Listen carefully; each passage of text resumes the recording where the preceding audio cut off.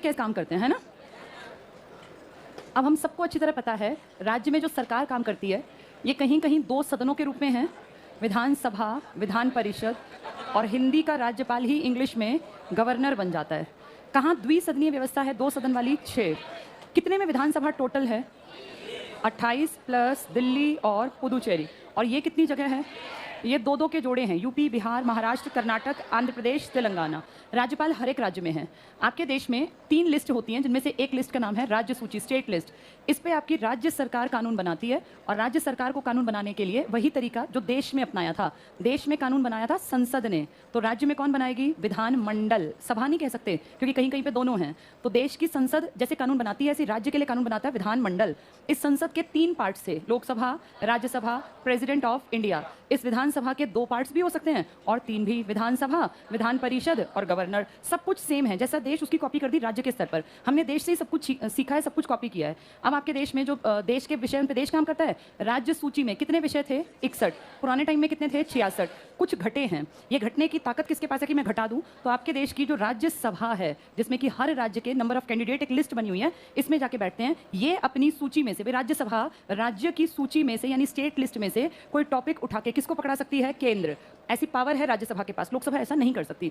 आपके देश में राज्यसभा को कहा जाता है उच्च सदन, तो उसका भी एक कारण यही है कि ये राज्य सूची के विषय की पावर किसको सौंप सकती है? केंद्र। आपको दिखाई दे रहा है 61 विषय घटे हैं पहले से। पहले कितने थे? 66। और वहीं हम देखें देश के विषय तो 97 से बढ़ के 100 हो गए, और वो 47 से बढ़ के 52 हो गए। ये भी बढ़ गए, ये भी बढ़ गए। ये सब आपस में इंटरचेंज भी कर सकते हैं, अपनी मर्जी से नहीं, राज्यसभा की मर्जी से। या ऐसा भी हो सकता है कि सच में कोई टॉपिक बढ़ भी गया हो। एक एग्जाम्पल मैं देती हूँ आपको। इंटरनेट, जब ये लिस्ट बनी तब इंटरनेट कंप्यूटर टाइप की कोई चीज़ नहीं थी, तो उस टाइम इनमें से किसी सूची में ये नहीं लिखा, लेकिन ऐसा पता था कि समय के साथ कुछ नया आएगा, तो एक लिस्ट जिसको हमने कह दिया अवशिष्ट शक्तियां, जैसे आपने इंग्लिश में कह दिया रेजिडुअल पावर्स। ये किसके हाथ में थमा दिया आपने?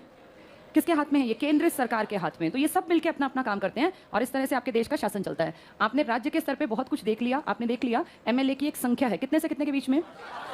हाँ, कुछ अपवाद भी हमने देखे। सिक्किम था 32 लेके बैठा है, और गोवा था 40 लेके बैठा है, पढ़ा ना हमने। पुदुचेरी को देखे तो वो 30 ही लेके बैठा है, लेकिन मेजोरिटी इनके बीच में है। एमएलसी हमने पढ़े कम से कम 40, और ज्यादा से ज्यादा 1/3 of total MLA of that particular state, यानी उस विशेष राज्य के एमएलए का 1/3। ये आपने अच्छी तरह देखा 6 ही जगह है, जिनमें से एक में 100 है, 2 में 75 है, एक में 78, एक में 58, एक में 40। तेलंगाना, आंध्र प्रदेश, महाराष्ट्र, बिहार, कर्नाटक और यूपी। तो ये 40 से कम कहीं है ही नहीं। एक हुआ करता था जम्मू कश्मीर में, लेकिन 31 अक्टूबर 2019 को जम्मू कश्मीर का अस्तित्व खत्म हुआ। तो ये अपने आप पता है हमें कि विधान परिषद कहाँ टिकनी थी, जब राज्य ही नहीं टिका, जब सीएम ही नहीं है यहाँ, तो विधान परिषद कहाँ से टिकती? इसलिए सब कुछ अब हमारे अकॉर्डिंग है, संविधान के अकॉर्डिंग है। कल हम इसकी शक्तियां पढ़ रहे थे, शायद देखो जरा किस पेज पर थे, 177 पर। चलो देखो जरा, 177 पेज पर विधायी शक्तियां नहीं पढ़ाया, पढ़ा दिया था। वित्तीय शक्तियां शुरू होनी थी और कार्यपालिका। ठीक है, एक बार पहले समझ लो, फिर पेज बहुत आसान दिखेगा। किताब आसान तब लगती है जब पहले समझ लें उसको, फिर पढ़ते टाइम लगता है तो बहुत ही आसान थी। नई चीज पढ़ते टाइम बोझ दिखती है, समझी चीज आसान। पहली हेडिंग क्या है, कौन सी शक्तियां इसकी? वित्तीय शक्तियां। सब लोग बोर्ड पर समझना इस टॉपिक को। वित्तीय मतलब कौन सी शक्तियां होंगी? ये पैसे वाली। अब एक चीज बहुत ध्यान से सुनना और समझना, आपके देश में धन विधेयक बहुत बहुत कीमती होता है, इसे आप कहते हैं मनी बिल। और सारा खेल आपके देश में पैसे का ही है, पैसे से ही पूरा देश चल रहा है। और पैसे के विधेयक, पैसे के कानून बनाने की पावर अपने देश में दे रखी थी लोकसभा को, और राज्य में दे रखी है विधानसभा। यानी धन विधेयक जैसे सिर्फ लोकसभा में पेश होते थे, ऐसे राज्य में सिर्फ कहां पेश हो सकते हैं? विधानसभा। इन्हें सिर्फ और सिर्फ मंत्री पेश कर सकता है, केवल विधानसभा में पेश होंगे, और पहले राज्यपाल की परमिशन ली जाएगी पेश करने से पहले। अब कोई फाइल जब विधानसभा में आएगी तो ये विधानसभा का अध्यक्ष बताएगा कि ये फाइल धन विधेयक की है या साधारण विधेयक। आप सबको पता होना चाहिए 2 तरह के विधेयक होते हैं, एक धन और एक साधारण, कॉमन बिल और मनी बिल। साधारण विधेयक कहीं भी पेश हो सकते हैं, विधानसभा में भी, विधान परिषद में भी, कोई भी पेश कर सकता है। वो विधायक भी हो सकता है और वो मंत्री भी हो सकता है। मंत्री होते हैं जो पावर में बैठे हैं, विधायक जो भी आदमी आपकी जनता ने पहुंचा दिया, चाहे उसकी पार्टी हारी। इसको सारी पावर किसके हाथ में है? विधानसभा। ये कहीं भी पेश हो सकता है, ये साधारण वाला, इसकी पावर है विधानसभा के। ये कभी विधान परिषद में पेश नहीं होगा, इसको सिर्फ मंत्री पेश करेगा, विधायक पेश नहीं करेगा। फिर इसको अगर देखें तो सारा खेल इसका ही है।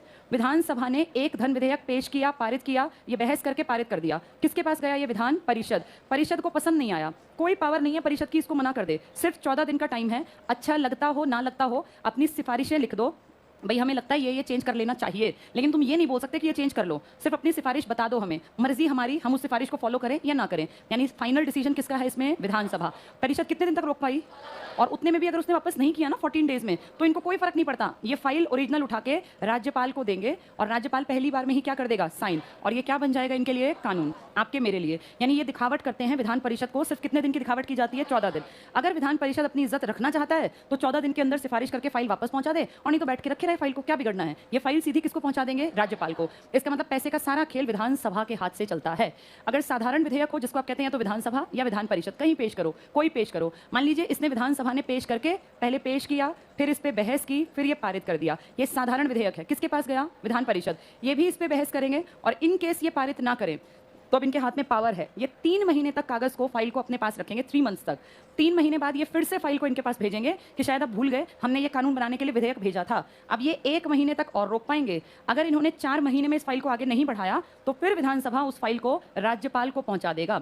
लेकिन विधानसभा के हाथ का खेल है, अगर ऐसा 1 बार 2 बार करेंगे तो विधानसभा का कुछ नहीं लगता, कागज तैयार करेगी, हमें लगता है हमारे राज्य में विधान परिषद की हमें आवश्यकता नहीं है, साइन करेगी और दिल्ली पहुंचा देगी। दिल्ली लोकसभा, राज्यसभा, राष्ट्रपति साइन करेंगे और इनको रातों रात पता चलेगा विधान परिषद का अंत करवा दिया। किन लोगों ने?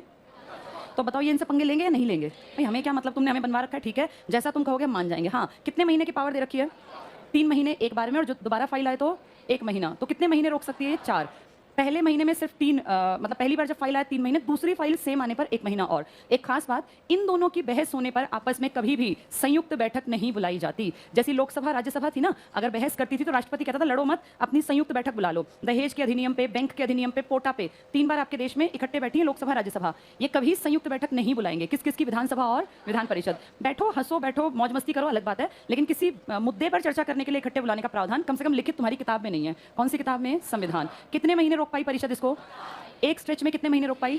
हाँ, तो इस तरह से देखें ना तो परिषद दिखावटी है। परिषद कुछ भी तो नहीं कर पाती, ना साधारण विधेयक को रोक पाती, ना संयुक्त बैठक बुलवा पाती, ना धन को रोक पाती। दिखावट कर रखी है, और वो भी अपनी मर्जी से कर रखी है, आपके संविधान ने नहीं कर रखी। वो विधानसभा चाहे तो परिषद को बनवाए, ना चाहे खत्म करवा दे। मैंने आपको बताया बंगाल था, पंजाब था, तमिलनाडु था, सबने हटवा दी। इनकी बात नहीं सुनेंगे तो हटवा देंगे। यानी सारा खेल राज्य में किसके हाथ में है? देश में पैसे का खेल किसका था? लेकिन राज्यसभा, याद करो, साधारण विधेयक को रोक सकती थी। कितने महीने? 6 महीने। और उसके बाद भी फाइल पारित नहीं होती थी, क्या बुलाई जाती थी? संयुक्त बैठक। राज्य वाली कितने महीने रोक पाएगी? 4 महीने, 3 + 1। लेकिन इसके बाद कोई संयुक्त बैठक नहीं है, इसके बाद फाइल कहाँ चली जाएगी? राज्यपाल। तो इससे हमें क्या दिखता है कि विधान परिषद की स्थिति काफी कमजोर है, दिखावट की गई है परिषद में और कुछ नहीं है। वैसे भी लेना देना है नहीं जनता के साथ। कैसे इलेक्शन थे इसके? अप्रत्यक्ष। 1/6, 1/3, 1/3, 1/12, 1/12 याद तो है हमें। ये सारे इलेक्शन कैसे हैं? अप्रत्यक्ष। क्लियर हो गया सबको ये? अब जल्दी से देखो, इसमें सारा प्रोसेस समझ में आएगा। पेज 177 पर वित्तीय शक्तियां देखो, पैसे की पावर, फाइनेंशियल पावर्स। पहला पॉइंट देखो, राज्य का वित्त मंत्री कौन? फाइनेंस मिनिस्टर प्रतिवर्ष वित्तीय विवरण विधानसभाओं में प्रस्तुत करता है। वित्तीय विवरण होता है बजट, इसके ऊपर लिख लो बजट। बजट को वार्षिक वित्तीय विवरण कहते हैं। वार्षिक वित्तीय विवरण, बजट। बजट का नाम नहीं है आपके कॉन्स्टिट्यूशन में, बजट को ही कहते हैं वार्षिक वित्तीय विवरण। अगला पॉइंट देखो, प्रत्येक वित्तीय वर्ष के प्रारंभ में विधानमंडल के सम्मुख, इसको टिक करो, विधानमंडल के सामने वार्षिक वित्तीय विवरण अथवा बजट प्रस्तुत किया जाता है, जिसमें शासन की आय और व्यय का विवरण। ये बजट आने वाले साल का होता है या बीते साल का? कहाँ पेश किया जा सकता है?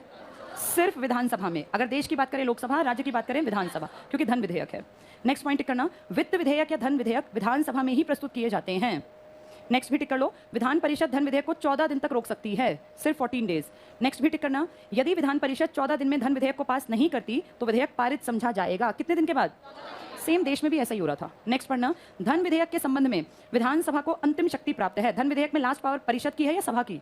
सभा की, इसकी मर्जी है सब में। नेक्स्ट भी टिक कर लो, कोई विधेयक धन विधेयक है या नहीं, इसका निर्णय विधानसभा का अध्यक्ष करता है और उसका निर्णय अंतिम। सेम ऐसे देश का धन विधेयक का निर्णय किसने किया था? लोकसभा के अध्यक्ष ने। उसका आर्टिकल भी इंपॉर्टेंट था, आर्टिकल 110, बहुत काम का था वो।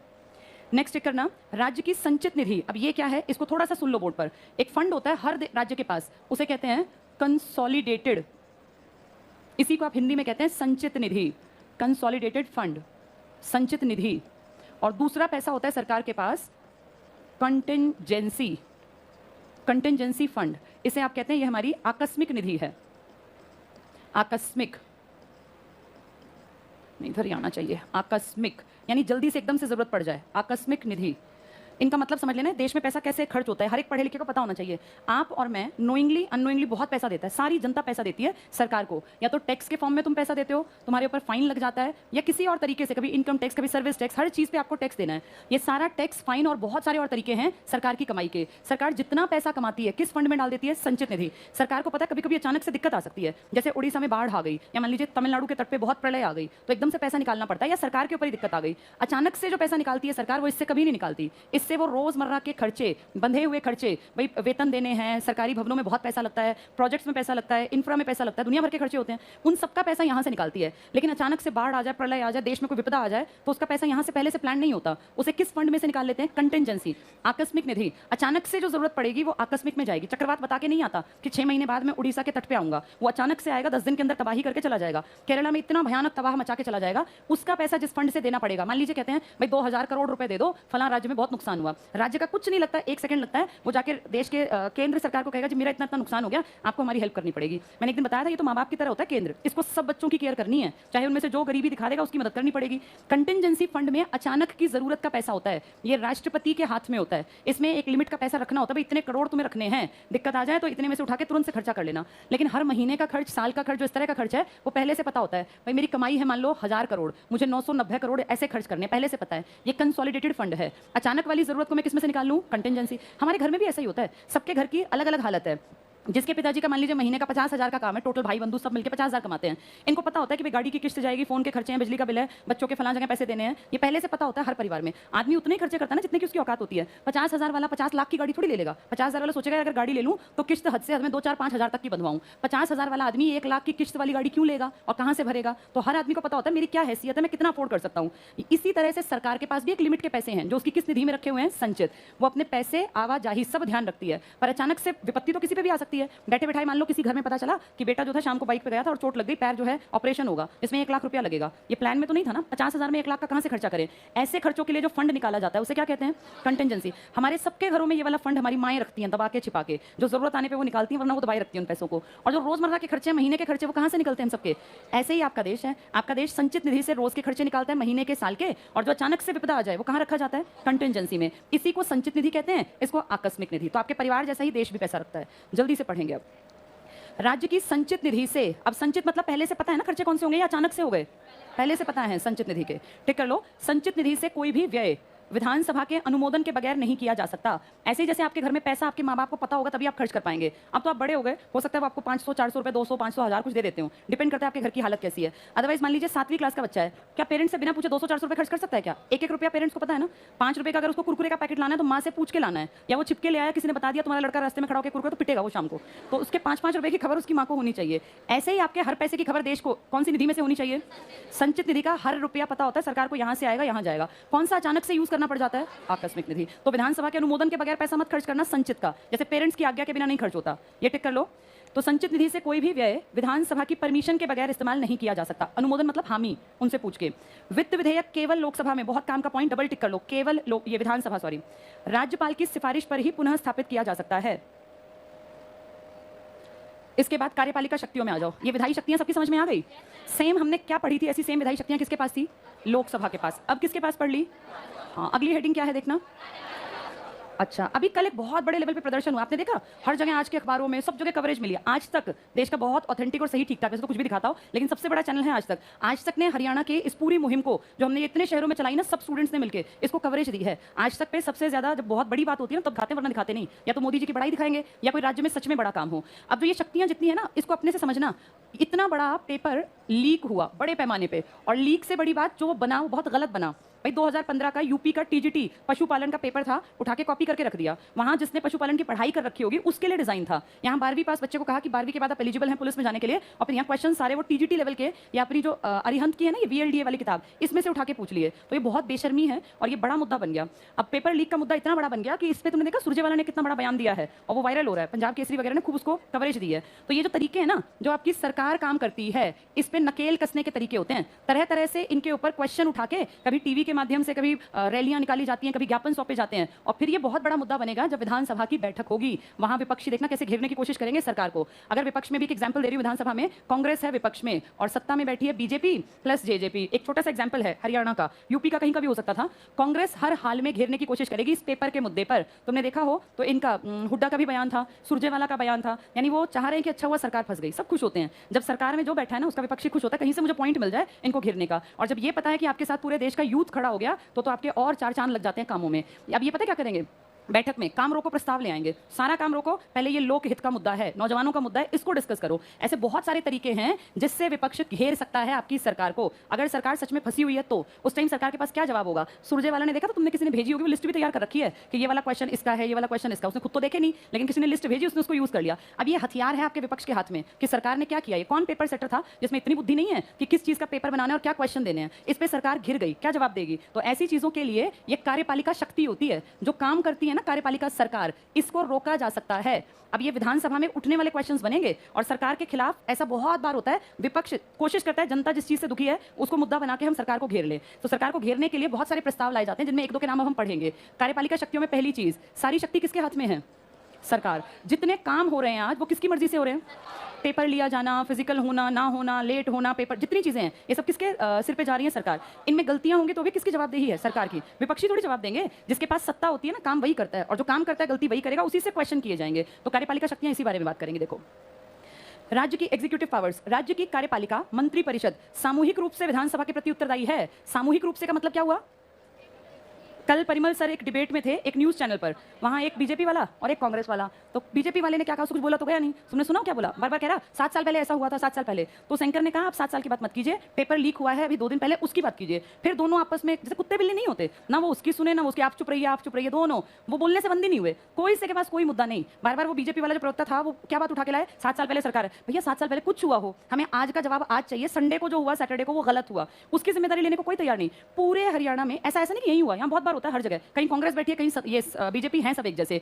अब सरकार को जब घेरा गया तो सरकार को गलती फील होगी ना, तब भी एक भी आदमी बीजेपी का ये कह नहीं पाएगा कि गलत हुआ, कह ही नहीं सकता। अगर उसने ये सबके सामने आके मान ली ना बात, तो ये सरकार के खिलाफ मानी जाएगी। अगर मानेगा तो सीएम मानेगा। सीएम अगर कहता है कि हमारा फेलियर है, फिर चाहे बाकी लोग कह दें, लेकिन उससे पहले आप किसी को देख लेना, ये मानेंगे नहीं, चुप रह लेंगे, सुन लेंगे, बेइज्जती करा लेंगे, पुरानी बात उठा देंगे, लेकिन इस पर कोई बयान नहीं आएगा किसी भी आदमी का जब तक कि सीएम का इशारा नहीं होगा, चाहे वो कितना ही बड़ा बीजेपी का लीडर हो। इसी को बोलते हैं सामूहिक उत्तरदायित्व। एक की गलती सबकी गलती है। बीजेपी का एक भी आदमी अगर आज ये कह देना कि गलत हुआ, ऐसा नहीं होना चाहिए था, तो तुरंत उसका पदवद सब गायब हो जाएगा। इसलिए तो कोई भी सामने नहीं आ रहा, कोई मुद्दा छोटा नहीं है, सारा यूथ सरकार के एंटी है। ऐसे में तो 1000 लोग जो है वो बात कर सकते थे, ना कोई कार्यकर्ता दिखा, ना कोई बड़ा मंत्री। अगर बयान आएगा ना तो सीएम का आएगा सबसे पहला। सीएम की देखा देखी बेशक सारे बोल देंगे, जब तक सीएम ने मुंह पे टेप लगा रखी है तब तक कोई नहीं बयान देगा, दे ही नहीं सकते, क्योंकि कुछ भी गलत मान लेना भी आपको गलत साबित कर देगा। एक की गलती क्या मान ली जाएगी, यही है सामूहिकता का सिद्धांत इनके लिए। तो ये टिक कर लो, सामूहिक रूप से विधानसभा के प्रति उत्तरदायी। तो क्या कोई भी एक अपने सिर पे बला को ले सकता है, कोई नहीं। गलती माने तो कौन माने, सीएम मानेगा कि हमारी गलती, फिर सारे बोल देंगे हमसे गलती हो गई। नेक्स्ट देखो, जब कभी मंत्री परिषद के विरुद्ध अविश्वास प्रस्ताव पारित हो जाए। अविश्वास समझते हो, अविश्वास देखो ऐसे होता है, अभी आपके देश में बीजेपी बहुमत में बैठी है, दिक्कत नहीं है, 303 उनके साथ खड़े हैं अपने आदमी, कोई भी उनका साथ ना दे, 303 तो उन्हीं के हैं, वो हमेशा इसमें बहुमत में रहेगी जब तक 24 नहीं आता। गठबंधन की सरकार का एक एग्जाम्पल लेते हैं, 40 सीट कांग्रेस के पास, राज्य का एग्जाम्पल दे रही हूँ और हरियाणा से ही दे दूं क्योंकि यहाँ सबसे बढ़िया भी गठबंधन की सरकार है। 40 सीट है बीजेपी की और 10 सीट है जेजेपी की। कितनी सीट हो गई है, 50, टोटल सीट 90। कितने वाली बन सकती थी, 46 वाली बन गई, सरकार बहुमत में है, कोई दिक्कत नहीं। लेकिन मान लो 1% जेजेपी की आत्मा जाग जाए और जेजेपी को लगे कि गलत कर रही है सरकार, जो कि होना नहीं है, सिर्फ ऐसा सपने में सोच लो कि ऐसा इन केस हो गया और रातों रात जेजेपी कहे कि सरकार ने गलत किया और हम सरकार से अपना गठबंधन तोड़ेंगे, तो ये 100% किस में आ जाएगी, बहुमत में रहेगी या अल्पमत में, सरकार गिर जाएगी, अल्पमत की सरकार थोड़ी चल पाएगी। ऐसे ही कई बार सरकार के खिलाफ अविश्वास प्रस्ताव लाया जाता है, नो कॉन्फिडेंस मोशन, लेकिन उसकी कुछ कंडीशंस हैं। वो जहां लोकसभा में लाया गया वहां भाई इतने एक नंबर डिसाइड कर रखा है, इतने लोगों के कम से कम साइन हो तो ही आप ला सकते हैं, और उसको भी फिर लोकसभा का अध्यक्ष या विधानसभा का अध्यक्ष पढ़ेगा, देखेगा, उसे लगेगा कि कार्यवाही ठीक है तो करेगा, वरना नहीं। लेकिन हाँ, ये बहुत बड़ी बात है, गठबंधन की सरकार में अगर एक की भी आत्मा जाग जाए ना तो गठबंधन वीक हो सकता है और उस कंडीशन में सरकार को आसानी से त्यागपत्र मांगा जा सकता है। पर बात ये होती है ना कि भैया सब इकट्ठे ही हैं, यहाँ सब एक जैसे हैं, किसी को कोई फर्क नहीं पड़ता। जब सरकारें बनाने का टाइम होता है तो बड़ी बड़ी बातें करते करते हैं और देश प्रेम की और राष्ट्र प्रेम की और जमीन से जुड़ी ऐसी बातें करेंगे कि आदमियों को लगे यही सच्चे नेता हैं। और जैसे ही पावर, इनकी बात नहीं है, सबकी है, कांग्रेस भी ऐसी है, बीजेपी, सब एक जैसे हैं। अपना फायदा पूरा होने के बाद कोई किसी से मतलब नहीं रखता। युवाओं का क्या हुआ? जैसे तुम लोगों के 2 साल बर्बाद हो गए, ये 2 साल तुम्हें कोई नहीं देने वाला। जो 25 साल का लड़का था, अगर वो पढ़ने आया था, 27 का हो गया, कोई पेपर ही नहीं हुआ। जो हुए वो लीक हो गए, अब क्या पता वो कब होंगे, हो सकता है दोबारा भर्ती निकाल दें। जैसे लाइफ के ये 2 साल कहाँ से लाओगे? कौन इसका जिम्मेवार? या तो सरकार कहे कि हम 2 साल आगे तक की आपकी लाइफ के लिए बढ़ा रहे हैं, आपके एज की जो लिमिट है, लेकिन ऐसा कुछ नहीं हुआ क्योंकि कोई बोलने वाला नहीं है। चलो देखें जरा क्या करती है सरकार। जब कभी मंत्री परिषद के विरुद्ध अविश्वास प्रस्ताव पारित हो जाए तो समूची मंत्री परिषद को त्यागपत्र देना पड़ता है, क्योंकि एक की गलती सबकी गलती मानी जाती है। अगर एक की जिम्मेदारी है तो सबकी जिम्मेदारी है। विधानसभा, अंडरलाइन कर लो ये, अविश्वास प्रस्ताव पारित कर मंत्री परिषद को अपदस्थ कर सकती है। मंत्रियों से प्रश्न पूछकर, अंडरलाइन करना, अब प्रश्न पूछे तो जाएंगे सेशन में, देखना तुम क्वेश्चन उठेंगे। ये काम रोको प्रस्ताव, सारा काम रोक दो, पहले इस पे बात करो। ध्यानाकर्षण प्रस्ताव, मंत्री का किसी का ध्यान आकर्षित करना चाहता हूं, कोई भी खड़ा होकर एमएलए कहेगा ऐसा ऐसा हुआ, सरकार क्या कर रही है और सरकार कहां सोई है। बजट पर कटौती प्रस्ताव, विपक्ष लेके आता है कि भैया इतना बजट जो है तुम कहां से पैसा लाओगे, अगर कटौती प्रस्ताव आ गया सरकार गिर जाती है। आदि के माध्यम से विधानसभा द्वारा कार्यपालिका को नियंत्रित, यानी सारी विधानसभा सरकार को नियंत्रित करती है। काम रोको प्रस्ताव ले आएगी, बजट में कटौती पेश कर देगी, फिर फंस जाएगी सरकार। नेक्स्ट पॉइंट देखो, विधानसभा सरकार की वित्तीय मांगों में कमी कर कार्यपालिका को नियंत्रित कर सकती है। यदि ये प्रस्ताव पारित हो जाता है तो मंत्री परिषद को त्यागपत्र देना पड़ता है। तो अगर बजट में कटौती का प्रस्ताव पारित हो गया ना, पेश करेगा विपक्ष, तो त्यागपत्र। संवैधानिक संशोधन की शक्ति, संविधान देश के स्तर पर लागू है या राज्य या दोनों में? पूरे देश में लागू है, राज्य में भी, इसमें भी। क्या संविधान नाम की किताब को कोई राज्य चेंज कर सकता है? कौन चेंज करेगा इसको? कौन चेंज करेगा? लोकसभा प्लस राज्यसभा प्लस राष्ट्रपति। पर जानते हो अगर इसमें कोई बहुत इंपॉर्टेंट मुद्दा हो तो ये तीनों कम पड़ जाएंगे चेंज करने के लिए। अगर कोई ऐसी बात है जो कि पूरे देश को बदलने वाली है तो कहेंगे भाई इनसे काम नहीं चलेगा। इनके अलावा विधानसभाएं, कितनी विधानसभाएं? आधे कम से कम राज्यों की, कम से कम आधे राज्य। आज तुम्हारे देश में 28 राज्य हैं, कितने राज्यों की बात करें? 14। इतनी विधानसभाएं कहेंगी ना उनके समेत तो ये पास होगा, वरना नहीं। अगर कोई बहुत इंपॉर्टेंट मुद्दा होता है तो ये अकेली नहीं कर पाती, ज्यादातर कोई कर देती है। पर अगर इससे देश में बहुत बड़ा चेंज आने वाला हो तो वो कहते हैं भाई राज्य से भी कंसीडर करो, और कितने राज्यों की विधानसभा कम से कम हाँ कहे? आधे, तब बात बनेगी, वरना नहीं। ये पॉइंट वही है। संवैधानिक संशोधन, कौन से आर्टिकल से संविधान में चेंज हो सकता है? आर्टिकल 368, बहुत बहुत बहुत इंपॉर्टेंट, अंडरलाइन करना। संघीय स्वरूप को प्रभावित करने वाला, पढ़ो इसको, कोई संविधान संशोधन विधेयक यदि संसद के दोनों सदनों के द्वारा पारित हो जाता है तो, अंडरलाइन कर लो, आधे से अधिक राज्यों के विधानमंडल द्वारा उसकी पुष्टि आवश्यक है। जब ये जीएसटी का आया था ना, गुड्स एंड सर्विस टैक्स, तो ये आधे राज्यों से पारित करवा के लागू हुआ था। जीएसटी के विरोध में अगर सारे देश के राज्य होते तो जीएसटी लागू ना हो पाता। बड़ी चीज के लिए अकेली दिल्ली से बैठी लोकसभा राज्यसभा नहीं, पूरे देश की विधानसभाएं आधी से ज्यादा हाँ करेंगी तो वो लागू होगा, वरना नहीं। नेक्स्ट पे आ जाओ, निर्वाचन संबंधी शक्ति। निर्वाचन किस किस के इलेक्शन में आती है ये विधानसभा? आपके देश में बड़े इलेक्शन किस किस के हैं? या तो राष्ट्रपति का या फिर उपराष्ट्रपति का। इसको बोर्ड पे समझ लो, वैसे बताया भी हुआ ये। राष्ट्रपति के इलेक्शन में लोकसभा प्लस राज्यसभा प्लस विधानसभा प्लस विधान परिषद, 4 चीजें होती है ना आपकी। इनमें से ये कितनी जगह है? इनमें से किसी को नहीं बुलाया कि तुम्हें फालतू को लोगों को आने की जरूरत नहीं है, तुम्हारा इलेक्शन से कोई लेना देना नहीं है, इनको हटा दिया। कितनी जगह से लोग आए? लोकसभा प्लस राज्यसभा प्लस विधानसभा। इन तीनों में 2 तरह के लोग होते हैं। एक होते हैं जिनको आप कहते हैं निर्वाचित, निर्वाचित यानी इलेक्टेड, और एक होते हैं मनोनीत, नॉमिनेटेड। नॉमिनेटेड होते हैं या तो अपने फील्ड के क्या होते हैं वो एक्सपर्ट्स, और निर्वाचित जो होते हैं वो तो आप और मैं भेजते हैं लोकसभा में भी और इनडायरेक्ट राज्यसभा।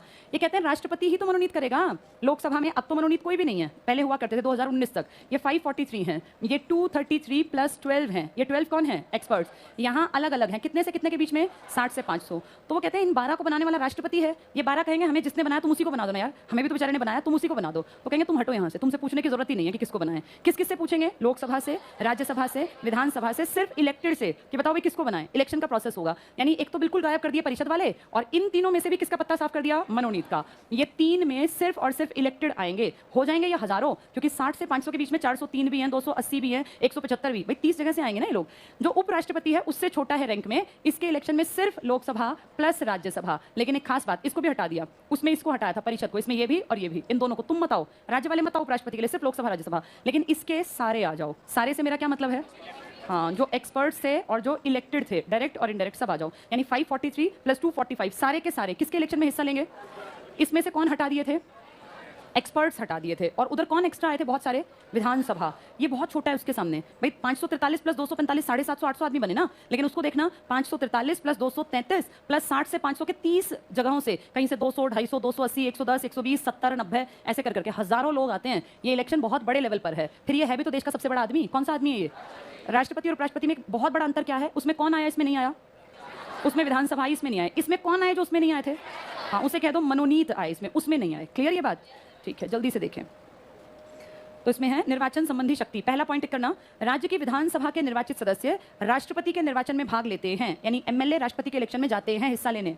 अगला भी टिक कर लो, राज्य विधानसभा के सदस्य राज्य के लिए निर्धारित राज्यसभा के सदस्यों का निर्वाचन करते हैं। ये जो एमएलए है ना, ये आपके एमपी भेजते हैं। आपके एमपी कहाँ कहाँ बैठते हैं? आपके एमपी बैठते हैं 2 जगह। कहाँ कहाँ भाई? एमपी मतलब मेंबर ऑफ पार्लियामेंट, तो 2 ही हैं पार्लियामेंट, या तो लोकसभा या तो राज्यसभा, 2 ही तो अंग हैं। इसके किसने भेजे हैं? तभी तो इसके नाम के आगे क्या लिखा है? लोक। लोक मतलब मैं और तुम। इसके किसने भेजे हैं? और राज्य में कौन होते हैं? एमएलए। एक एग्जांपल है 403, कहाँ के थे ये 403 लोग? किसने बनाए होंगे? यूपी की। अब इन 403 ने कहा भैया हमारे यूपी को जाके देश में भी तो बैठाना पड़ेगा ना, तो इन 403 ने अपने से अलग यूपी के ये 31 एमपी जो जाके बैठेंगे राज्यसभा में, इनको भेज दिया। और जिस पार्टी के आदमी ज्यादा होंगे उसी पार्टी का ज्यादा मेंबर्स पहुंचेंगे राज्यसभा में भी। तभी आप देखो आज राज्यसभा में, लोकसभा में और देश की आधी से ज्यादा विधानसभाओं में कौन सी पार्टी बैठी हुई है? बीजेपी। जहां बीजेपी है वो अपना ही तो आदमी भेजेगी ना। एक समय था जब कांग्रेस थी तो सारे कांग्रेस के थे। ये एमएलए आपके राज्य में, आपके राज्य को रिप्रेजेंट करने के लिए भाई हरियाणा के आदमी भेजने हैं। जरूरी नहीं वो हरियाणा से हो, कोई बाहर के आदमी को भी हरियाणा की सीट से हम कह देंगे आप जाओ, आप राज्यसभा में हमें करो। राज्यसभा ऐसे ही बैकडोर एंट्री है जैसी कल हमने किसकी पढ़ी थी? एमएलसी। जो लोग लोकसभा में हार जाते हैं ना, बहुत सारे लोगों को राज्यसभा में एंट्री दे दी जाती है। आप तो भेजते नहीं, हमारा तो कोई लेन देन है नहीं, उनको भेजने वाले कौन लोग हैं? एमएलए। और एमएलए पीछे से किसी को भी जिसको चाहे भेजें, कोई मना कर ही नहीं सकता। तो राज्य अपनी तरफ से राज्यसभा में, मैं राज्य हूं, मुझे राज्यसभा में भेजने 5 आदमी, मैंने 5 अपने से अलग एमएलए से अलग आदमी उठाए और कह दिया सर आप जाओ, आप राज्यसभा में यूपी को, बिहार को रिप्रेजेंट करो जहां से मैंने भेजे। ये डायरेक्ट इलेक्शन है या इनडायरेक्ट? डायरेक्ट कहां था? इसलिए यहां जवाब मांगा जाता है, वहां कोई जवाब नहीं मांगता। राज्यसभा में कोई जवाब नहीं मांग सकते आप या मैं। किससे जवाब मांगेंगे? लोकसभा। हमने भेज रखे हैं, हमें जवाब दो, तुमने ऐसा क्यों किया। वहां कोई नहीं बोलेगा। देखो इसमें आगे, तो राज्यसभा, सेकंड पॉइंट, राज्य विधानसभा के सदस्य राज्य के लिए निर्धारित राज्यसभा के सदस्यों का निर्वाचन करते हैं, यानी एमएलए एमपी को भेजते हैं। कहां वाले एमपी एमएलए ने भेज रखे हैं? कहां बैठते हैं वो एमपी जो राज्य भेजता है? राज्यसभा। यहां लिख लो, एमएलए राज्यसभा के लिए एमपी भेजते हैं। बहुत छोटी सी बात है, एमएलए राज्यसभा के लिए एमपी भेजते हैं, राज्यसभा के लिए एमपी भेजते हैं। नेक्स्ट देखना, विधानसभा के सदस्य राज्य विधान परिषद के 1/3 सदस्यों का चुनाव करते हैं। विधान परिषद के आपको अच्छी तरह पता है फॉर्मूला, कैसे आते हैं विधान परिषद के? बताओ जरा। 1/6, 1/3, 1/3, 1/12, 1/12। क्या इनमें एमएलए ने भेजे हैं? कोई कौन से भेजे हैं? यही तो पॉइंट बता रहे हैं ये, देखो यही पॉइंट है ये। विधानसभा के सदस्य यानी एमएलए एमएलसी के 1/3 सदस्यों का चुनाव करते हैं। नेक्स्ट भी पढ़ लो, राज्य विधानसभा के सदस्य अपने में से एक अध्यक्ष, एक उपाध्यक्ष का चुनाव करते हैं और उन्हें अध्यक्ष या उपाध्यक्ष को हटाने की भी शक्ति प्राप्त है। अन्य शक्तियों में पढ़ लो, राज्य विधानसभा कुल सदस्यों के बहुमत और उपस्थित और वोट देने वाले सदस्यों के 2/3 बहुमत द्वारा प्रस्ताव पारित कर विधान परिषद की स्थापना या समाप्ति का अनुरोध संसद से कर सकती है। ये वो पॉइंट है जो मैंने तुम्हें समझाया था कि कैसे परिषद बनती है। बताओ कैसे बनती है परिषद? पहले कागज कौन तैयार करती है? विधानसभा। विधानसभा में बैठे हुए लोग क्या कहलाते हैं? ये कागज पे साइन करते हैं, भैया हमें कौन बनवाने हैं अपने यहाँ? एमएलसी। यहाँ से ये कहाँ जाता है? संसद। कौन कौन इस पे बहस करता है? फिर किसके साइन हो जाते हैं और क्या बन जाती है? अगर ये एमएलसी इनकी बात ना माने तो ये क्या करेंगे?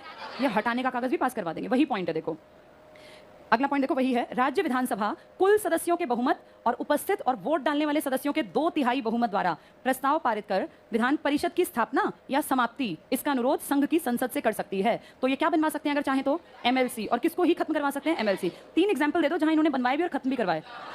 पंजाब, बिहार, ये पंजाब, बंगाल और तमिलनाडु। लिख लो यहाँ, PBT। 3 जगह बनवाए और खत्म करवाए, पंजाब, बंगाल और तमिलनाडु। बिहार में तो ऑलरेडी है अभी, पंजाब, बंगाल और तमिलनाडु। वहां पहले विधान परिषद थी, ये बनवाई गई होगी ना पहले, फिर तोड़वा दी उनकी विधानसभा ने। नेक्स्ट पढ़ना, विधानसभा राज्य लोक सेवा आयोग की शक्तियों में बढ़ोतरी भी कर सकती है। अब आ जाओ, राज्य विधान परिषद कितनी है? राज्य विधान परिषद टोटल देश में कितनी है? 6। कहाँ कहाँ? यूपी, बिहार, महाराष्ट्र, कर्नाटक, आंध्र प्रदेश, तेलंगाना। बहुत बढ़िया। पहला पॉइंट देखो, राज्य में विधानमंडल के उच्च सदन को विधान परिषद कहते हैं। टिक कर लो, उच्च सदन विधान परिषद इसे कहते हैं। यहाँ के मेंबर कहलाते हैं एमएलसी। लिख लो यहाँ, MLC, member of legislative council. MLC, member of legislative council. भाई रेड टी शर्ट वाले लड़के, पढ़ने का तेरा बिल्कुल भी मन नहीं है तो दूसरों को क्यों डिस्टर्ब कर रहा है? 2-3 बार देख लिया, लगातार बातों में ध्यान है। अब बात करते देखे तो बाहर सीधे, ठीक है? चलो पढ़ो। सेकंड पॉइंट देखो, अनुच्छेद 169 के अनुसार किसी राज्य की विधानसभा, इसको अंडरलाइन करना, किसी राज्य की विधानसभा विधान परिषद को क्रिएट कर सकती है सृजन या समाप्त करने के लिए। फिर आगे पढ़ लो, कुल सदस्य संख्या के बहुमत द्वारा मत देने वाले और प्रेजेंट मेंबर्स के 2/3 बहुमत द्वारा प्रस्ताव पारित कराती है। इसको अंडरलाइन कर लो, प्रस्ताव पारित कराती है तो संसद विधान परिषद का सृजन अथवा समाप्त करने के लिए नियम बनाती है। क्या ये पॉइंट समझ में आ गया? जो मैं अभी बोल रही थी ना, वो यही पॉइंट है कि यही बनवाने वाली, यही तुड़वाने वाली कौन है? ये लोग MLA। तो MLC की बात नहीं सुनेंगे तो क्या करवा देंगे, करवा देंगे। अगर इन्हें लगेगा MLC हमें बनवाने, इनके हाथ की बात है। 3 एग्जाम्पल दे दो जहाँ खत्म करवाए, पंजाब, बंगाल, तमिलनाडु। पहले अपनी मर्जी से बनवाए, फिर लगा हुआ क्या जरूरत, फिर हटवा भी दिए। नेक्स्ट टिक करना, वर्तमान में कर्नाटक, यूपी, महाराष्ट्र, बिहार, आंध्र प्रदेश, तेलंगाना, जम्मू कश्मीर को काट दो। जब ये बुक छपने के लिए थी तब थी, अब नहीं है। जम्मू कश्मीर को हटा दो। 2-2 जोड़े में है, यूपी, बिहार, महाराष्ट्र, कर्नाटक, आंध्र प्रदेश, तेलंगाना। सबसे नई पूछेंगे तो तेलंगाना। कितने मेंबर्स हैं? 58 कहाँ हैं? 78 कहाँ हैं? और 2 75 वाले कर्नाटक और बिहार, और 100 वाला कौन है? यूपी। ठीक है, इसके बाद अगला पॉइंट सिर्फ पढ़ लो। 2013 में केंद्र सरकार ने राजस्थान में विधान परिषद के गठन के प्रस्ताव को हरी झंडी। क्या बन गई राजस्थान में? कितने साल बीत गए? 8 साल बीते, नहीं बनाई। उनकी मर्जी, बनाए या ना बनाए। आगे आ जाओ, विधान परिषद की संरचना या संगठन बताओ, कितने कम से कम मेंबर होंगे, और ज्यादा से ज्यादा, बस अंडरलाइन करना। प्रत्येक राज्य की विधान परिषद के सदस्यों की संख्या उसकी विधानसभा के सदस्यों की संख्या के, अंडरलाइन कर लो, 1/3 से ज्यादा नहीं होगी। किसी भी दशा में 40 से कम नहीं होनी चाहिए। तो मिनिमम की कंडीशन कौन पूरी कर रहा है? तेलंगाना। और सबसे ज्यादा किसके पास है? यूपी। लेकिन यूपी के भी ज्यादा नहीं है, क्योंकि 100 है, जबकि उनके 403 का 1/3 ज्यादा बनेगा। नेक्स्ट देखो, सदस्यों का निर्वाचन। बहुत काम का पॉइंट, सब समझ में आएगा जिसने थोड़ा सा ध्यान से सुना हुआ है। विधान परिषद के कुल सदस्य संख्या के 5/6 सदस्य निर्वाचित, अंडरलाइन कर लो। अब बोर्ड पे देखो, 5/6 निर्वाचित। क्यों कह रहा है हमें ऐसा? क्योंकि मनोनीत सिर्फ कितने हैं? तो कॉमन सेंस लगाओ, अगर इतने मनोनीत हैं तो 5/6 क्या है? निर्वाचित।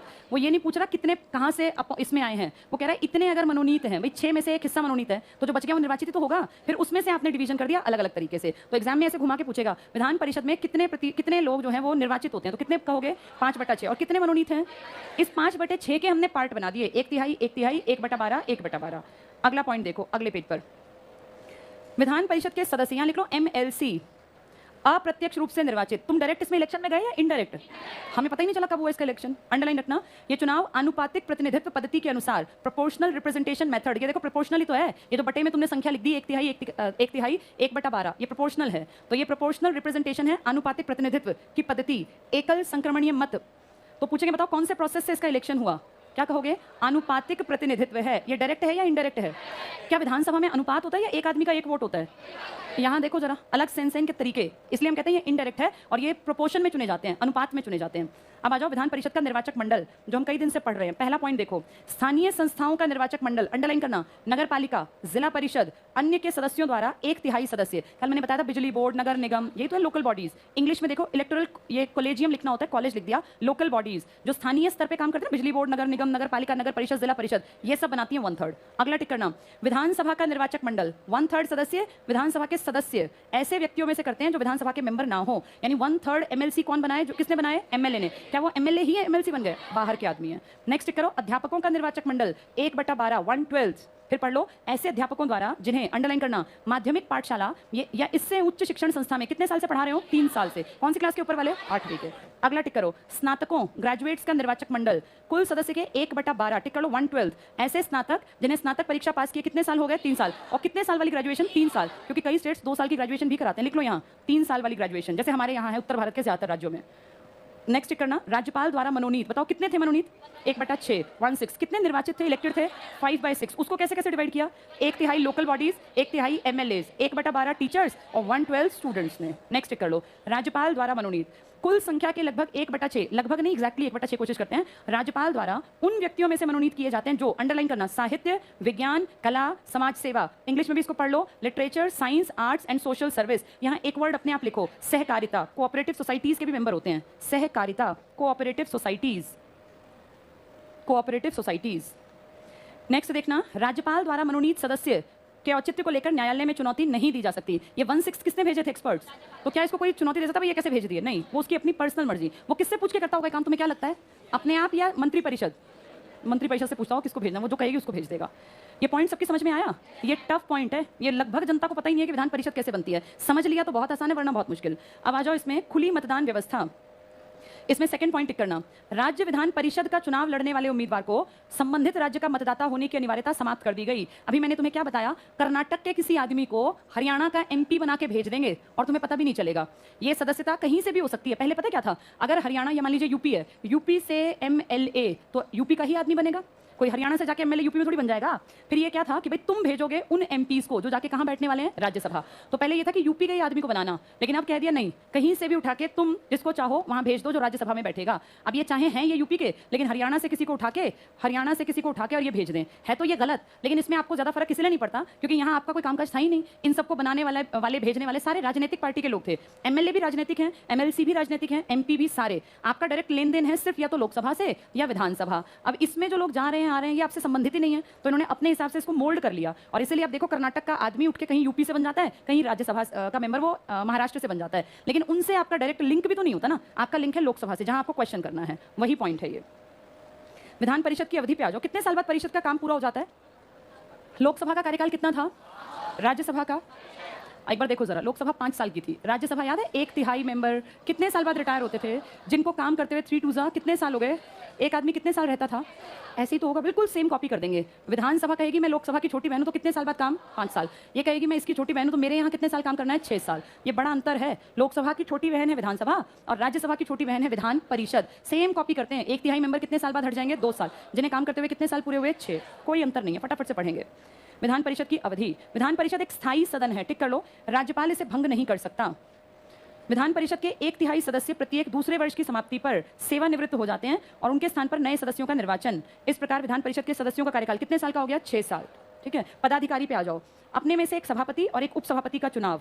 तीसरा पॉइंट टिक करना, विधान परिषद की वर्ष में कम से कम 2 बैठक जरूरी हैं और इन दोनों के बीच कितने से ज्यादा अंतर नहीं होना चाहिए। क्या ऐसा देश में भी था? बिल्कुल था। अगले पेज पर आओ, पहला पॉइंट टिक करो। विधान परिषद की गणपूर्ति, जब भी गणपूर्ति शब्द आएगा कितनी होती है ये, 1/10। कल हमने पढ़ा था एमएलए कम से कम कितने प्रेजेंट हो ताकि काम चल पाए। गणपूर्ति 10 थी या 1/10 थी? लेकिन इसमें मैंने एग्जांपल दिया सिक्किम का। सिक्किम ने कहा मेरे यहाँ टोटली कितने हैं, 32। ये पुदुचेरी की बात कर लेते हैं, कितने थे इसके पास, 30। तो उसने कहा मेरे तो हैं ही टोटल 30, 1/10 मेरा कितना है, 3। तो हम 3 आ जाते हैं, हम ही कानून बना देंगे। तो कहा नहीं, ये तो गलत होगा, आपको कम से कम कितने चाहिए, 10। सबकी गणपूर्ति 1/10 है, जिनके यहाँ लोग ज्यादा है। मान लीजिए 403 है, भाई 1/10 पहुंच जाओ तो कितने हो गए इसके, 40। अगर 40 है तो काम शुरू हो जाएगा। लेकिन अगर इस जैसों को देखें तो इसका तो 1/10 बहुत कम है, 3 आदमी है, तो इनकी कंडीशन फिर 10 तक ले आए। इसको पढ़ के देखो। विधान परिषद की गणपूर्ति की संख्या कुल सदस्यों का 1/10 भाग। विधान परिषद के सदस्यों की योग्यताओं पे आ जाओ। पहला पॉइंट, भारत का नागरिक, 30 साल की आयु, लाभ के पद पर ना होना, वही बेसिक बातें हर किसी की। इनकी शक्तियों पे आ जाओ। विधायी शक्तियां, साधारण विधेयक विधान परिषद में भी प्रस्तावित किए जा सकते हैं। विधानसभा ज्यादा पावरफुल है या विधान परिषद? पैसे की सारी पावर किसकी थी, परिषद। कितने दिन उनके पैसे के बिल को रोक पाई, और साधारण वाले को 3 महीने। नहीं इसने कार्यवाही की तो वापस भेजेगी फाइल, कितने महीने, 1 महीने। फिर भी इसने काम नहीं किया तो क्या करेगी, सीधे राज्यपाल। और क्या लेटर लिख देगी कि हमें ये चाहिए नहीं, इनको हटा दो। तो ये किसके अकॉर्डिंग काम करते हैं, विधानसभा के। फटाफट से टिक करना। विधायी शक्तियों में साधारण विधेयक विधान परिषद में भी प्रस्तावित किए जा सकते हैं, सिर्फ साधारण, धन नहीं। अगले पॉइंट में चौथी लाइन पीछे टिक करना, जहां मोटा लिखा है 3 माह, ये अंडरलाइन कर लो। 3 माह तक विधेयक पारित नहीं किया जाता तो विधानसभा उस विधेयक को पुनः स्वीकार करके विधान परिषद को भेजती है और तब विधान परिषद को 1 महीने के अंदर उस विधेयक को स्वीकार करना होता है। इस प्रकार विधान परिषद किसी साधारण विधेयक को केवल 4 महीने तक रोक सकती है। विधान परिषद किसी विधेयक को समाप्त नहीं कर सकती। क्या ये पॉइंट समझ में आ गया? अगर राज्यसभा की बात करें, कितने महीने रोक लिया था और 6 महीने बाद क्या पारित होने दिया था? क्या कहा था, संयुक्त बैठक बुलाओ, हम डिस्कस करेंगे, चाहे हम हारें। ये लोग नहीं बुला सकते संयुक्त बैठक, सिर्फ 4 महीने मैक्सिमम रोक पाएंगे। नेक्स्ट टिक करना, वित्तीय शक्तियां। वित्तीय शक्तियां टिक करो। विधान परिषद में वित्त विधेयक प्रस्तुत नहीं किए जा सकते तो कहां पेश करेंगे, विधानसभा में। अगला भी पढ़ लो। विधान परिषद राज्यसभा के समान वित्त विधेयक को केवल 14 दिन, टिक कर लेना, केवल 14 दिन की अवधि के लिए विलंबित कर सकती है, रोक सकती है। अगर 14 डेज से अगला दिन कूद गया तो क्या करेगी विधानसभा, तुम रखो इस फाइल को, हमें वापस भी नहीं चाहिए। हम फाइल किसको पहुंचा देंगे, राज्यपाल। क्या राज्यपाल मना कर सकता है? नहीं, ना राष्ट्रपति मना करे ना राज्यपाल। किस विधेयक को, धन विधेयक, क्योंकि पहले उनसे पूछ के पेश करते हैं। नेक्स्ट टिक करना, कार्यपालिका पर नियंत्रण। पहला पॉइंट अंडरलाइन कर लो। राज्य का विधानमंडल निम्न सदन है, विधानसभा के प्रति ही उत्तरदायी होता है। विधान परिषद के सदस्य केवल प्रश्न पूछकर और विभिन्न प्रस्तावों के माध्यम से मंत्रिमंडल के कामों की जांच कर सकते हैं। ये टिक कर लो, जांच और आलोचना। आलोचना मतलब उनकी भी गलती को सामने लाना, बेइज्जती करना, वो जरूरी है। विधान परिषद मंत्रिमंडल के विरुद्ध अविश्वास का प्रस्ताव पारित नहीं कर सकती। कौन कर सकती है अविश्वास प्रस्ताव, विधानसभा, हटा देगी सरकार को। नेक्स्ट टिक करना, राष्ट्रपति के निर्वाचन में केवल विधानसभा के ही निर्वाचित सदस्य भाग लेते हैं, परिषद के सदस्यों की संबंध में कोई भूमिका नहीं है। तो तुम्हारे सामने मैंने 4 लिखे थे, लोकसभा, राज्यसभा, विधानसभा, विधान परिषद। राष्ट्रपति में किसका नाम काटा और उपराष्ट्रपति में सभा का भी, लेकिन किसको बुला लिया, मनोनीत वालों को। ऊपर से मनोनीत हटा दिए थे, इसमें बुला लिए थे। नेक्स्ट पे आ जाओ, विधि निर्माण प्रक्रिया। विधि निर्माण, इसमें पढ़ लो पहला पॉइंट, विधानसभा के किसी सदन के समक्ष प्रस्तुत किए जाने वाले विधायी प्रस्ताव विधेयक कहलाते हैं, बिल।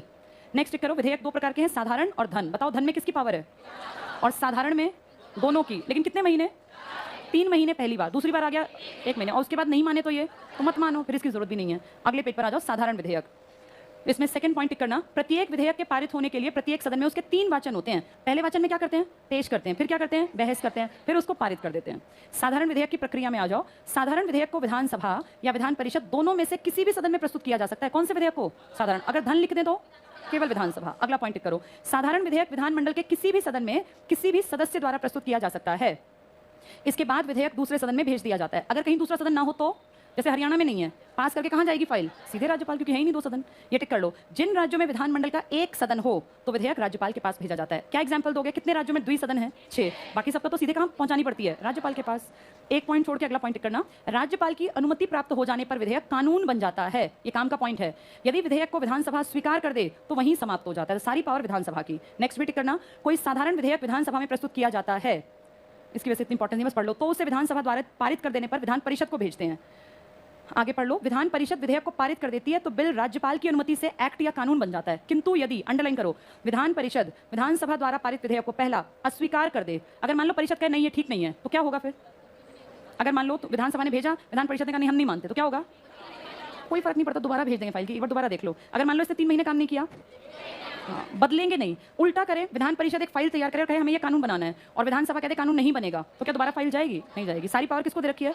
सभा को। पढ़ो इसको, अगला पॉइंट, विधेयक को प्रेषित किए जाने की तिथि से 3 माह तक पारित नहीं करती। अंडरलाइन कर लो, 3 माह तक। या विधेयक में ऐसा संशोधन करती है जिससे विधानसभा सहमत नहीं, तो विधानसभा, अंडरलाइन कर लो, विधानसभा विधेयक को उसी या किसी पश्चातवर्ती सत्र में संशोधन के साथ या सहित पुनः पारित कर विधान परिषद को दोबारा भेजती है। यदि विधान परिषद विधानसभा द्वारा दूसरी बार पारित विधेयक को स्वीकार कर दे या 3 माह तक पारित ना करे या ऐसे विधेयक में ऐसा संशोधन कर दे जिससे विधानसभा सहमत नहीं, तो अब बताओ तो क्या करेगी विधानसभा? इनको ही खत्म करवा देगी। कितने ज्यादा एक्टिंग करें तो इनको ही हटवा दो। अगले पेज पर आ जाओ, पहला पॉइंट टिक करो, विधेयक राज्य विधानमंडल के दोनों सदनों द्वारा उस रूप में पारित समझ लिया जाता है जिस रूप में विधानसभा ने दूसरी बार पारित किया। तो बेइज्जती किसकी हुई ना पारित करने से? तो परिषद क्या समझदारी कर सकती है कि बिल आया, पढ़ा और वापस कर दिया, नहीं तो दूसरी बार में वो कहेंगे कि मत दो, तुम वापस ही मत दो, फाइल रखो अपने पास, तुम्हारी कोई इज्जत ही नहीं है, तो इससे बढ़िया पास ही कर दे। नेक्स्ट पढ़ना, राज्य विधानमंडल के दोनों सदनों में, अंडरलाइन करना, किसी साधारण विधेयक पर गतिरोध यानी रुकावट की स्थिति में संयुक्त बैठक का कोई प्रावधान नहीं। डबल टिक कर लो, संयुक्त बैठक का कोई प्रावधान नहीं है राज्य के स्तर पर। इंपॉर्टेंट लिख लो, किसी विधेयक पर गतिरोध होने पर, इसको भी अंडरलाइन करो, विधान परिषद को कुल 4 महीने, इकट्ठे 4 या पहले 3 और फिर 1, दूसरी बार फिर भेजेंगे, कोशिश करेंगे मान जाए, ना माने तो फिर खत्म। अंडरलाइन कर लो, 3 माह प्लस 1 माह तक सिर्फ रोकने की शक्ति प्राप्त है, संयुक्त बैठक की नहीं। नेक्स्ट करना, विधेयकों पर राज्यपाल की अनुमति। इसमें सीधे आ जाओ, नीचे 1, 2, 3 पॉइंट है। पहला पॉइंट टिक करना, राज्यपाल विधेयक पर अनुमति दे सकता है या अनुमति रोक सकता है। विधेयक को राष्ट्रपति के विचार के लिए भी आरक्षित कर सकता है, पुनर्विचार के लिए वापस कर सकता है। ठीक है, अगर मान लो राज्यपाल ने कहा मुझे गड़बड़ लग रही है, तुम एक बार फिर विचार करो, और विधानसभा कहे सर हमने विचार कर लिया, ये बिल्कुल ठीक है, तो राज्यपाल क्या करेगा? दूसरी बार में फिर बाध्य हो गया। बस एक तरीके से बच सकता है राज्यपाल, क्या कह दे, मैं इसको प्रेसिडेंट से डिस्कस करूंगा, ये ताकत है राज्यपाल की, किसका बहाना ले ले? प्रेसिडेंट का, तो बचेगा, वरना साइन करने पड़ेंगे। इसके लिए पढ़ लो लास्ट लाइन, किंतु जब राज्य विधानमंडल राज्यपाल द्वारा पुनर्विचार के लिए लौटाए गए विधेयक को, अंडरलाइन करना, पुनः राज्यपाल की अनुमति के लिए भेजती है, तो राज्यपाल विधेयक पर अनुमति देने से इनकार नहीं कर सकता। सिर्फ किस बहाने से रोक सकता है कि मैं इसको राष्ट्रपति से डिस्कस करूंगा, और ये फेलियर माना जाता है कि तू अपने आप काम नहीं कर सकता, किसकी जरूरत पड़ गई तुम्हें? राष्ट्रपति, इसलिए अवॉइड करते हैं। धन विधेयक लास्ट है, जल्दी से इसको पूरा कर लो, कंप्लीट। सेकंड पॉइंट टिक करना इसमें, राज्य की संचित निधि। बताओ क्या होती है संचित निधि? महीने भर का खर्चा जहां से निकालते हैं उसे कहते हैं संचित निधि, और जहां अचानक का खर्चा आ जाए आकस्मिक। टिक करना, राज्य की संचित निधि, आर्टिकल लिख लो, 266 में लिखा है संविधान में, अनुच्छेद 266। आपात निधि, कंटिंजेंसी, ये 267 की सुरक्षा। अगले पॉइंट को टिक करना, अनुच्छेद 202 में राज्य बजट अथवा वार्षिक वित्तीय विवरण का उल्लेख है। नेक्स्ट पॉइंट टिक कर लो, धन विधेयक विधानसभा में ही प्रस्तुत किए जा सकते हैं। अगला पॉइंट, धन विधेयक राज्यपाल की परमिशन के बाद ही प्रस्तुत किया जा सकता है। अगला पॉइंट भी, कोई विधेयक धन विधेयक है या नहीं इसका निर्णय विधानसभा का अध्यक्ष करेगा। अगला पॉइंट भी, विधान परिषद के लिए आवश्यक है कि वो धन विधेयक को कितने दिन के अंदर? 14 दिन के अंदर अपनी सजेशंस के साथ लौटा दे। यदि विधानसभा परिषद द्वारा की हुई सिफारिशों से किसी को स्वीकार नहीं करती तो दोनों सदनों द्वारा उस रूप में पारित माना जाएगा जिसमें किसने पारित किया था? विधानसभा ने। समझ में आ गया सबको ये? कल अगला टॉपिक पढ़ेंगे।